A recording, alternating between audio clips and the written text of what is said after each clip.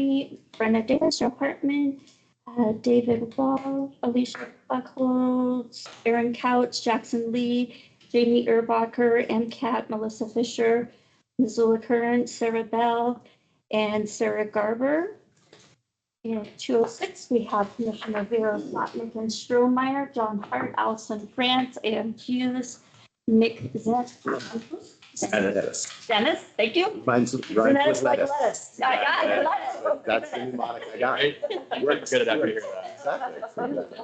It is really helpful. Maddie Scott, Annie Kathy, Terry Powers, and then we have Jenny Dexon, Katie Fairbanks in person, yes, Matt Lotzenheiser, and sorry, Jackson Smith. Thank you. Rhymes with Pitt. Sorry.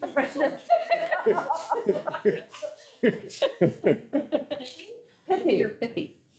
Okay. Okay, is there any public comment on items not on the agenda? I had two little comments I want to make. Okay. So on one of these, we are approving an employment agreement with Mark Wayne, LCSW and partnership. I did a ride along with MST and Mark was he's a social worker, and man, guy did such a great job in really intense settings, and I'm super excited that he chooses to continue to do this work. The other one I want to mention, not as cheery, is that Youth Homes here is a subrecipient of a recipient of a grant, and they just want to call out that really the godfather of Youth Homes and the mentor of so many in the nonprofit community and coach and beloved human being, Jeff Birnbaum, passed away just a couple of days ago. And it's impossible to say Youth Homes without thinking about Jeff Birnbaum. That's my comments. Thank you. Any other comments? Okay, anything else on the consent agenda that needs to be pulled out or discussed? We approve the consent agenda. Second that. Any other comments? All in favor? Aye. Action items. Nick, these are all yours. Wow. Yes. Okay. None of these are new, so I don't have anything crazy planned presentation wise, but this first one is the request for approval for Trails Bond for $500,000. This is the City of Missoula Grant Creek Trails project. This is the one that Andy Schultz came over and presented about. We've already approved the qualifying resolution, and this is the approval resolution that we have before you today. If you think this is a great project, especially with the Mullenville area being a dual county city-led effort, and this is a really cool way to get the first kind of northern anchor of the trail system built, and we're excited to see what will follow afterwards. So, yeah, and I can expand on any of that as well. Needed. We've heard about this. It's Yeah, great. a few times. Awesome. Yeah, I would move that the board approve the expenditure for the county of this county parks and trails fund. Any further discussion? All in favor? Aye. Number 2. Yeah, the second one. This is continuation of another project that we've talked about before. So the Blue Mountain Shared Use Path is a connector path that we are actively pursuing grant funding for. This would link the Bitterroot Trail to the Blue Mountain Rec area. So in doing preparation for that, we're getting the right-of-way that's needed to accommodate the trail. So this is one of those pieces of missing right-of-way that is graciously being donated by the landowner. Fantastic. Super cool. So just as a simple dedication of public road and utility easement. Then after this, we have one more to go, and Shane's actively working on that. So we're about to have the whole corridor lined up, which is right in time for our April deadline for the grant application. So That's really great. yeah. We do have a hard copy to sign of this one. Yes. Okay, I move that we do this. Yeah, that's good done. And thanks to the generous landowner. Yes. Okay, moved and seconded. Is there any further discussion? Public comment? All in favor? Aye. We will sign this. Cool. Thank you. Second. Oh, Alicia, sorry.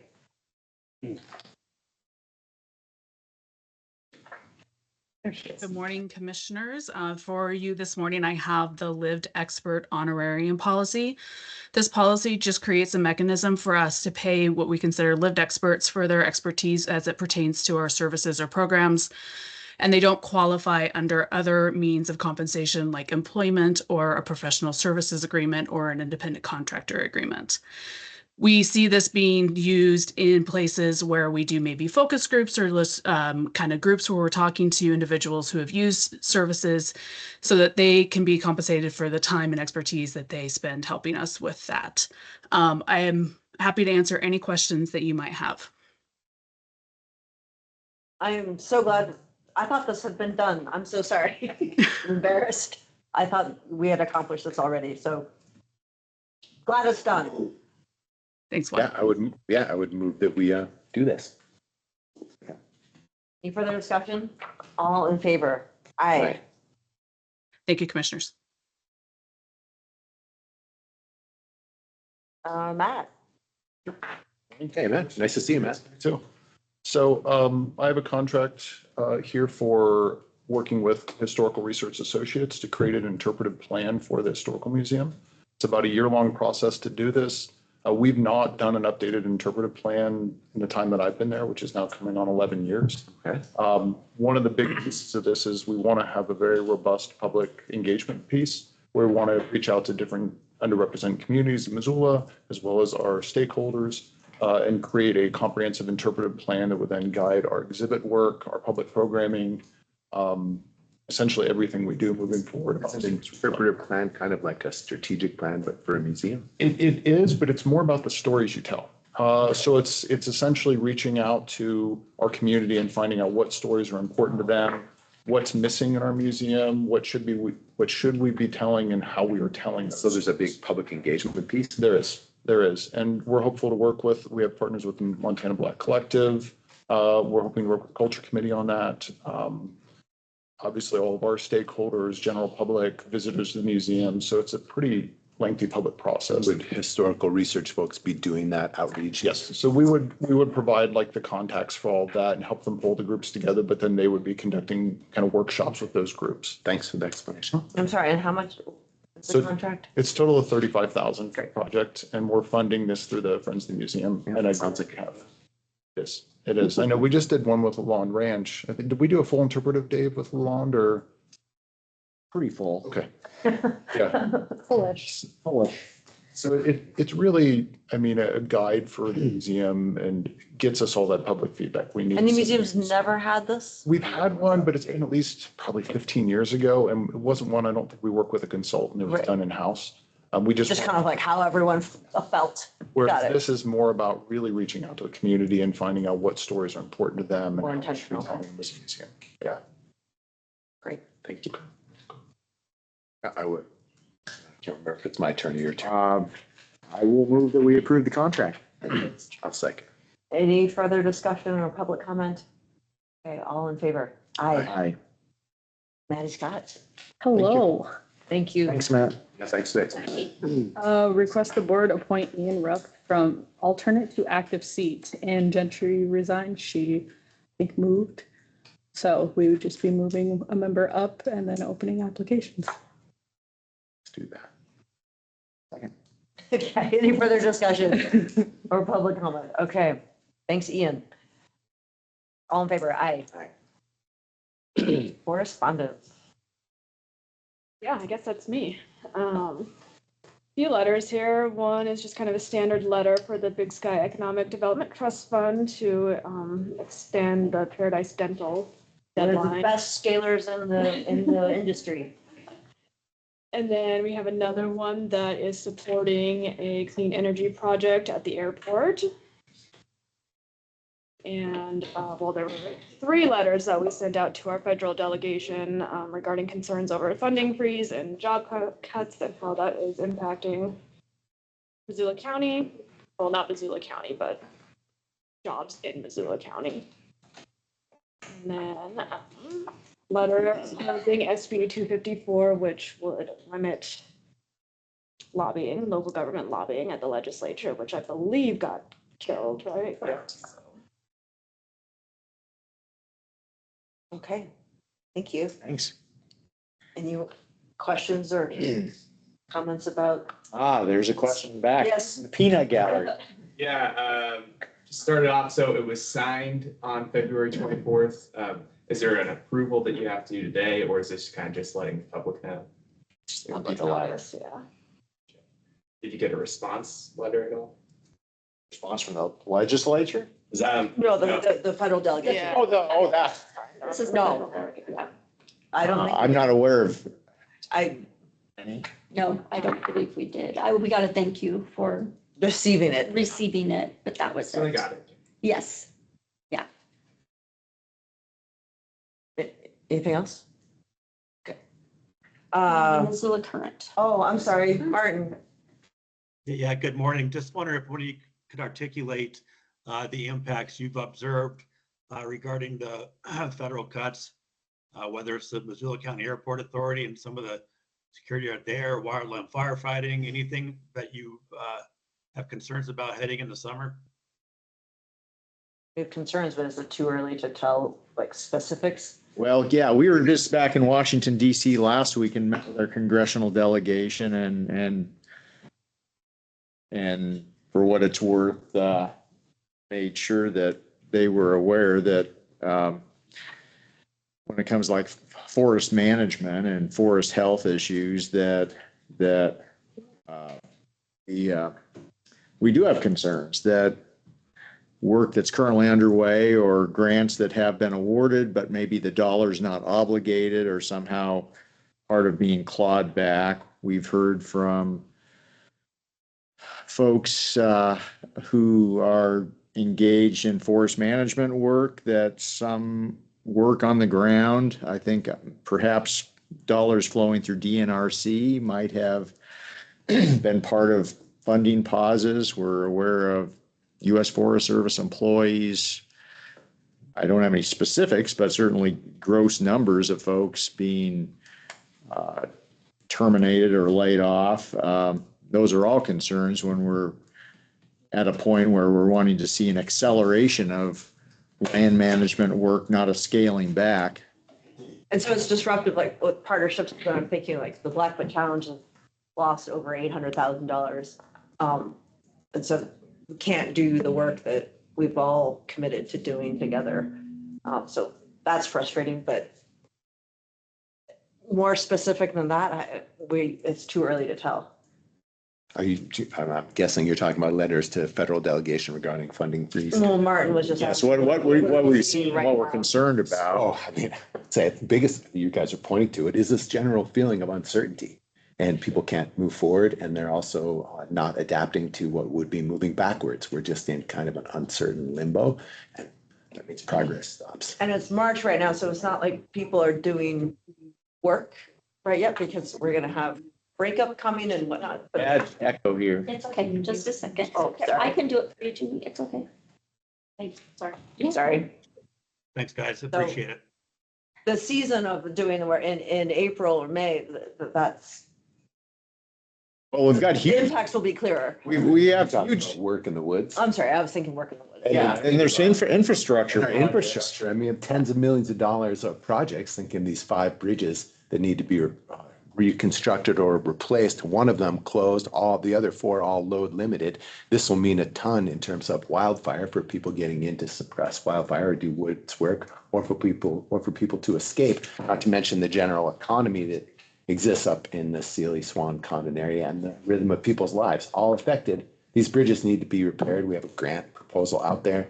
That program is on pause. But, and even beyond grant proposals that we would be, or requests for proposals that we might be responding to, or opportunities of funding that we'd be responding to, I guess I should say, is existing grants that have been awarded, like the Highway 200 corridor project through East Missoula, which will be a transformative project for the community. And it's not been obligated and there's no cooperative agreement signed. And will those dollars be clawed back?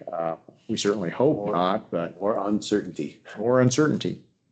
Yeah, thanks for the input.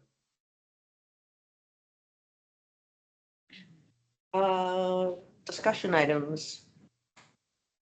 Blackfoot Crossing? Do we do SB 254? Yes, Yes, but you all. Okay. we did that. All right. Yeah, And it died. Jenny. Oh, thanks, Jenny. Yeah, you ready for this thing, actually? Oh, first two discussion items.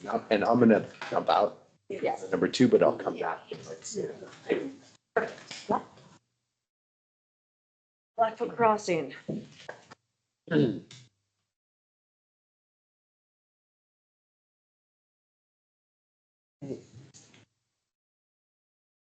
So this is a subdivision, that was approved in July of 2023. And they're requesting some changes to the plat and to the phasing plan. And I came to you about a month ago to let you know it was coming. We hadn't formulated any kind of recommendations at that point, but we have a staff report that's in your civic clerk packet now with recommendations on all of the motions, of which there are 9. So this is what used to be called West Bonner Log Yard. Jamie Erbacher, WGM Group, is on the call here today, and we'll be bringing this to you for action at your public meeting on Thursday. The first request is to revise the phasing plan. The current phasing plan this is in 2 phases, and it's this dark line right here that comes down. This is, let me get you oriented, sorry, Highway 200, West Riverside Drive, the West Riverside neighborhood. Sarah photo also.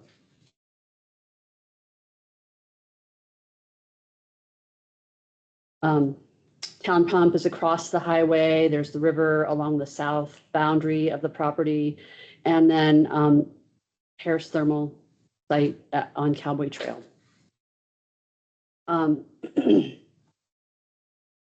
So it was originally approved with 2 phases, and they would like to divide it into 3 phases. So that's the first request for change. And the original phasing plan had phase 1 approved, being filed by essentially a year and a half from now, December 2026. And then phase 2 was going to be December 2029. They are now asking phase 1, the new phase 1 shown in green, to be December 2029, which was the deadline for the second phase. So they're pushing it out a couple years. And then the second and third phases would have the same deadline of 2032.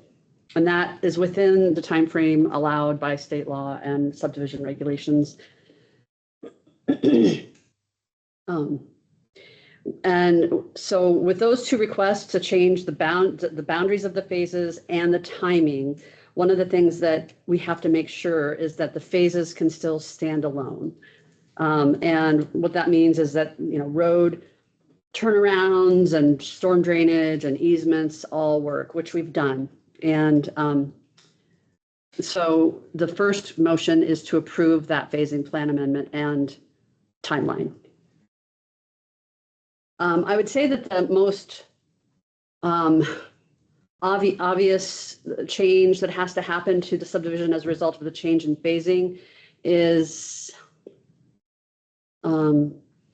you can see the cul-de-sac, or the long cul-de-sac for Cowboy Trail, when it was going to come in for phase 1, was going to have a cul-de-sac terminate here with construction of an emergency road out, because there were, I want to say, 14 lots approved with phase 1 originally.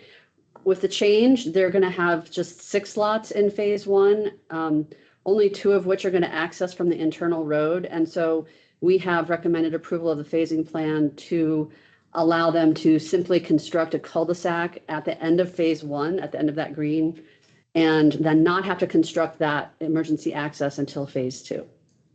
Because that's when it kicks over into more than 6 lots accessing that cul-de-sac road, and that's when the subdivision regulations would require that second way out.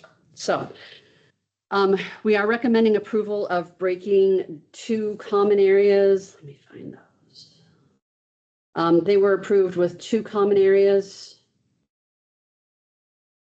1 and 2, and they simply want to break it into 5, which will encompass the same area, the same acreage, the same locations, everything, just going with each phase. So we recommended approval of that. They have asked to combine lots 21, 22, and 23 right here, which will be in phase one, the new phase one also, which makes a larger lot right here to accommodate larger industrial type uses and easements for the community drain field that they're proposing. So we've recommended approval of that. They have requested changing of easements and I'm not going to go into detail on that because it's ultimately DEQ is going to review and approve easements for drain fields and well isolation zones. And they've given exhibits in your packet that show that the easements as proposed and approved originally easements as approved originally and now easements as proposed to accommodate community drain field and well isolation zones. So we're recommending approval of that. They have asked so this subdivision was submitted for element and sufficiency and governing body review before the new zoning took effect in July of 2022. At that time, you guys adopted hillside regs that dealt with development on slopes over 25%. But because this was submitted before then, we were dealing with it through subdivision. And what we used to do was require, no build zone designations on slopes on over 25% on the plat and indicate, you can't alter these slopes, you can't do anything there. The rules have changed through the zoning where it actually can be altered with special exception approval through the Board of Adjustment and that kind of thing. So they would like to follow the current rules of taking the no build designation off the plat and simply being subject to the zoning. And we have recommended approval of that. Let's see, 3 more motions on this one. Are they planning on doing anything with that? Or building there? Jamie, do you want to answer that? Sure. We're not completely sure right now, Juanita, what we will be doing there, Well, but sorry, it's like so- phase 3, right? Or yeah, It would it would be- be, so like most of the steep area, yes, is in that phase 2 area on lot 28. But just allowing flexibility if we do need it or want it in the Yeah. future. way in the future. Okay, thank you. Yep. They have requested to remove, the plat gets really complicated, but so it's not going to show here, but this will be, I'll use this as a diagram to show the example of what this request is. The project was approved with a requirement that these berms along the north side of the property between the subject property and the residences remain in place. And that berm is, I'm going to say 6 feet tall, maybe even at its lowest point. It's significant and very effective at screening what's going on this property. And it is in zone industrial, and I think it's something that is actually required by the zoning to have some sort of screening between residential and industrial, and this is very effective at doing that. The applicant has not requested to remove the berm on the north side, but they did request to remove the berm on the west side of Lot 1, and also on the south side of Lot 25. I went to I wasn't the case planner on this subdivision, but I read through the findings of fact and the public comment, and that was a pretty important component offered by the subdivider to keep those berms in place to buffer from the residential neighborhood. And the comment at that time was, yes, very important. When it was industrial. Yes, and it is still zoned heavy and light industrial. It is still zoned heavy and light industrial. They have asked to remove that berm across the street as neighborhood commercial, but I was at the neighborhood meeting in early February, and I've, we received a few or overheard some people talking at that meeting about how important that was, and then took a site visit out there and really feel like the buffer along Lot 1 needs to remain in place to screen with the residential area. So we are not recommending approval to remove the berm on the west side of Lot 1.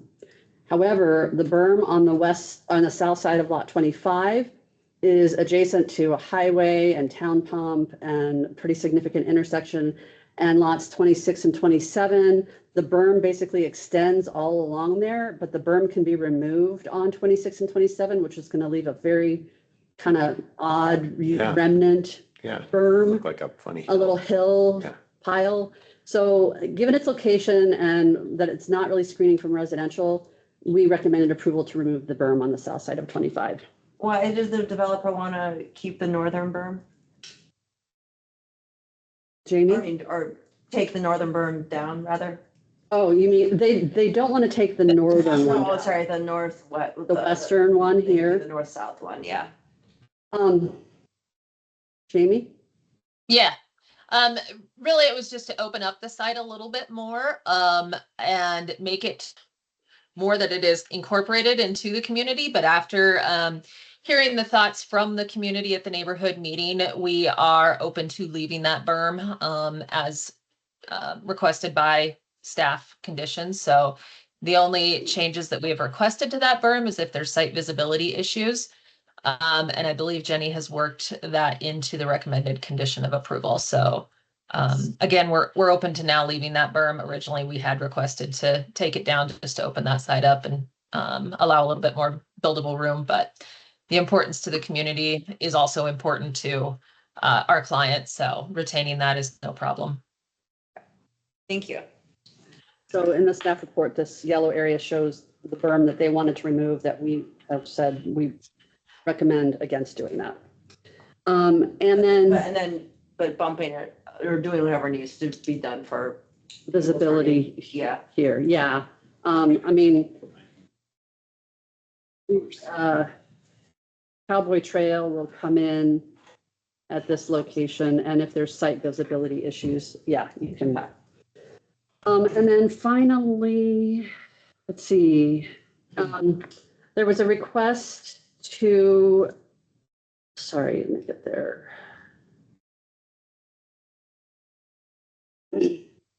So a request to remove the sidewalk that was proposed by the applicant on the north side of Anaconda. And if you can remember this setting, you come in at this light here at First and Highway 10, 200. And this is just a short little cul-de-sac, if you will, to the bridge across the river. And then there's also a streetcar trail that comes and joins to a parking area, and I think it gets a fair amount of use for dog walking and that kind of thing. This, by definition, is an off-site road, and so the applicant, when they came in 2022 or 23 for the subdivision, proposed a walkway along the north side of Anaconda. It was not required, but it was shown on the plat, and staff kept it there. They have asked to remove that sidewalk. And because it was not required by our subdivision regulations, and because this road is so short, and because there's at least 8-foot wide trail connecting to this, and because lot 27 is unbuildable, and these are industrial lots, and there will be ped walkways along First Street, we have recommended not only approval of their request to push construction of that walkway to the filing of phase 3 final plat, but have allowed them to remove it completely. And I'll let you know that one reason we are a couple reasons is pushing the requirement for a sidewalk here to this phase. We start to lose, even though it's all one big subdivision, we start to lose the nexus of requiring a walkway over here for development over here. Furthermore, we always have to view subdivisions as if they're only going to be filed, phase by phase, and any subsequent phase could never be filed. And so if we didn't get it with phase 1, we just didn't feel it was appropriate to try to get it with phase 2 or 3. And given, as I mentioned, all of the reasons of the context, we recommended that the sidewalk on the north side of Anaconda not be required to be installed. And the motions reflect these recommendations with 5 revised or new conditions of approval. The original subdivision was approved with 32 conditions. 4 of them are revised, and then there's 1 new one, which makes 33 conditions of approval on this new subdivision called Blackfoot Crossing. Woo. Yeah. Done. Thank you. So that'll be a public hearing on Thursday. And then, is it okay to go on to the next one? This is a request from Joshua Slotnick, Kimberly Murchison? I don't know how to say that. Murchison. To do a family transfer on property. Should we note that, or remind everyone that Josh has removed himself? This discussion? Yes. He is not in the room. Right, so Josh and Kimberly to do a family transfer on the property. As we all know, Josh is a county commissioner, has noted and publicized any potential conflict of interest, removed himself from any action on this or participation in this, being represented by Eli and Associates. So we evaluated the application from Eli and Associates, and let's see here. The current configuration of the property, let me go back here. It's at 7th and near 7th and Tower on the south side. You have some 1 acre tracts adjacent to the property on the west, 1/4 acre tracts, maybe even a little smaller, 1/3 of an acre tracts to the south, 1 to 2.5 acre tracts here, and this is a 3 acre tract. The request is to divide off a tract to give a piece to their adult son. So this is a current layout, existing conditions of the property. Divide according to the zoning, which is RRS1, to create a 1 acre tract and a nearly 2 acre tract on the east, which is the current residence of Kimberly and Joshua.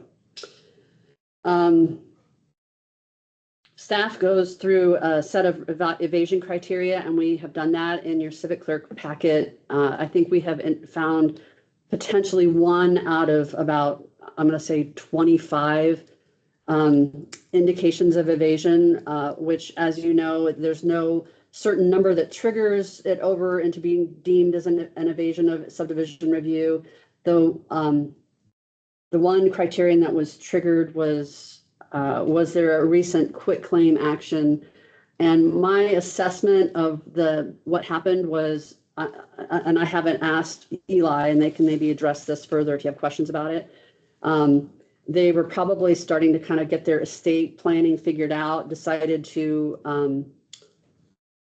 transfer their property into a trust, as many people do as they get older, and then realized within the last year or a year of doing that a trust can't do a family transfer, and they probably needed to transfer it back out of the trust to be able to do the family transfer. My guess is that their property will probably go back into the trust, which is when there's these quit claims, it can be an indication of evasion.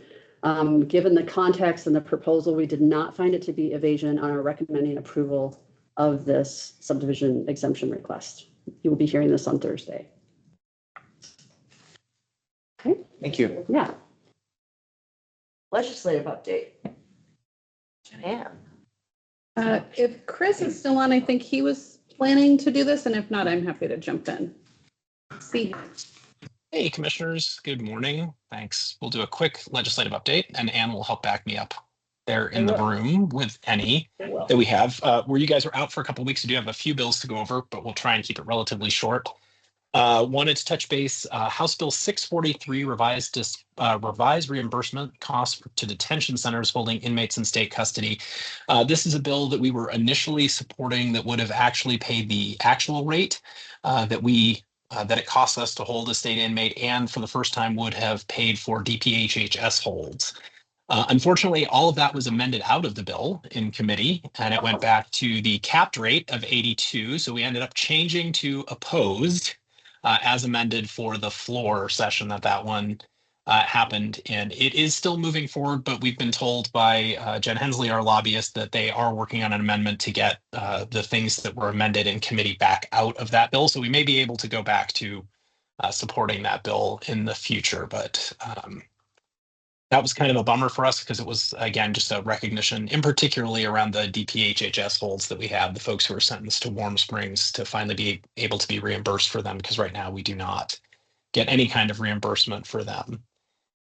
Next one I wanted to touch base on really quickly, Senate Bill 451. This was revised laws related to public libraries and library services. This bill would have basically created some really big challenges for our library here, because what it did was define basic library services in a very narrow way, and that was all that the library could provide. And of course, as you know, we host a lot of different functions in our library, many of them not directly the library. They're in partnerships with things like Spectrum, with Families First and those kinds of things, but it would have potentially created some real conflicts for us. Luckily, that bill was tabled in committee. So the good news was our messaging worked there, and we did get that tabled in committee. What was the intent of that? Sorry to be obtuse. Yeah, it was really billed as trying to get libraries back to core services, but really the undercurrent of it, as much of the library bills were this year, were really around those same social issues that we've talked about around gender identity, and library materials that folks may find objectionable. But yeah, so that was really more what its undercurrent was than its stated purpose. Thank you. Yeah. Senate Bill 298 was revised the duties of the Secretary of State, and Anne, feel free to jump in on this one. We opposed this bill. It basically would have created this interesting relationship where elections administrators would also be supervised by the Secretary of State, in addition to either being an independently elected official, or, as in the case of Missoula County, an appointed official under the Board of County Commissioners. That really, as you can imagine, is pretty unwieldy to think about having two supervisors for any employee who's trying to conduct business such as elections. The sponsor of this kept billing it as being very similar to the the way the county attorney's office cases can be supervised by the attorney general in the state of Montana. The really big challenge from our perspective there is in that particular case, what the attorney general can do is can remove a case from the county attorney, and they have their own prosecutors who can then prosecute that case on behalf of the state, which you can kind of think makes sense, right? They have a staff of prosecutors. They could take that case. They can do their own prosecution, in essence, removing it. It's hard to imagine a scenario where we're in the middle of conducting an election and the Secretary of State somehow has 500 or 600 volunteers and comes in and takes over running the election in Missoula County, for example, or Billings, or or Yellowstone County, or any county. So the analogy doesn't really work in practice, even though that it was billed as it would work the same way as the Attorney General in relation to county attorneys. So we did oppose that bill, and that bill also was tabled in committee and did not get out. Anne, is there anything you wanted to add about that one? No, the other, I guess, well, yes, there is. Just the one thing is that it's also pretty uncomfortable thinking of a statewide elected official making decisions about how county budgets are set and administered, because it takes money to run elections. So that was something I couldn't quite jump on board with. Thanks. Thank you. Yeah, so the next one I wanted to jump to, and we'll cover a few more on Thursday as well, wanted to talk about Senator Curdy's bill that he brought forward for us, Senate Bill 428, revise county speed limit. So you may recall we've tried this bill a couple of times that would allow us to set speed limits down to 25 miles an hour in what are known as urban districts. And those are districts, in essence, where the homes are relatively close together. So Lolo is always the example that I use because it's probably the clearest one. On many of the paved roads and subdevelopments, technically, we can't set the speed limit at 25 miles an hour, which is what you would want for a neighborhood street. We have to set them at 35 miles an hour. And so that bill was successfully transmitted to the House. It made it through committee, out onto the Senate floor, and passed. And so it's on its way to the House. So we'll continue to support that bill over in the House. It had it's the first time it's made it out of committee. We're really excited. It made it to the floor and then passed over. So we'll support that. There's a real chance that those posted 25-mile-an-hour speed limit signs, they're sometimes put up in subdevelopments, but not by our public works folks, will actually fit the definition of what state law says, which will be great. One last one we'll cover today, just really quickly, was House Bill 697, which was clarify government employees' right to privacy. This bill specifically would have made it so that when we get a records request related to email records, it would have made it so that we could not review those records prior to their disclosure for any private information that might be contained in those. Basically, it created a state where no matter what was sent through email, it would automatically be available as a public record. And there's certainly, I can certainly understand the intent behind that, basically saying, right, you're using state or local government resources, you don't really have a high expectation of privacy. The challenge around that for places like Missoula County or any real employer is the fact that we do have to share private data through email as a kind of regular course of business. And that can be everything from new employees who might be coming on board where we're sharing back and forth forms related to their new hire paperwork that might have things like dates of birth, social security numbers, those kinds of things. Even though they are encrypted in our system right now, all of a sudden those things would automatically become a public record that we had to disclose without being able to consider the employee's right to privacy. And we found that to be problematic. So we did have to oppose that bill for that reason. And that bill did end up getting tabled and did not make it through transmittal. So those were kind of the ones I wanted to cover today. We'll have 3 or 4 more to go over with you on Thursday, even though we're during transmittal break here. And of course, transmittal break, just for folks as a reminder, means that general bills that aren't related to revenue, if they did not get transmitted between the 2 houses, are now in a status where they are no longer active after when they reconvene late Thursday and Friday of this week for the last 41 days of the legislative session. All right, thank you. Yeah. Thank you. Events, invitations? Okay, I think that's it. Have a great day, everyone. Oh, I'm sorry. Griffin, did you have something? I just saw Dave looking at you, so, okay. Detected thoughts in his head. Okay, Okay, have a great day. Bye. goodbye.